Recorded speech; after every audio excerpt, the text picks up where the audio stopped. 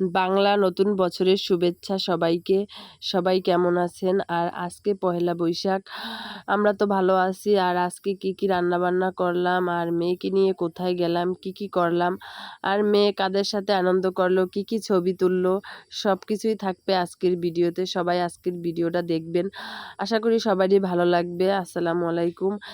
আজকে সকালবেলায় উঠে রান্নাবান্না শুরু করে দিছি। রান্নাবান্নার জন্য ইলিশ মাছ, আগে থেকেই ইলিশ মাছ ঘরে আনা ছিল, এগুলো সুন্দর করে ভাজি করে তারপর রান্না করছি।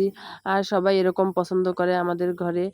আর বৈশাখ উপলক্ষে ইলিশ মাছ না, এমনিতেই ইলিশ মাছ আজকে রান্না করছি। আর আমাদের ঘরে এরকম বৈশাখ পালন করা হয় না, আমাদের ঘরে কেউই পছন্দ করে না। এরপর তো মেয়েকে নিয়ে স্কুলে গেলাম। স্কুলে তো দেখি সবাই অনেক সুন্দর করে সাজুগুজু করে আইছে, সবাই শাড়ি পরছে। আর সবাইকে তো পুতুলের মতো লাগছে, এক কথায় মানে অনেক সুন্দর পরীর মতো লাগছে। ছোট ছোট বাচ্চারা শাড়ি পরছে। এরপরে ম্যাডামরা সুন্দর করে সবাই একটা ছবি তুলে নিল। আর ছবিটা কিন্তু অনেক সুন্দর হয়েছে, সবাইরই খুব সুন্দর লাগতে আছে, সবাই সাজুগুজু করা, শাড়ি পরা।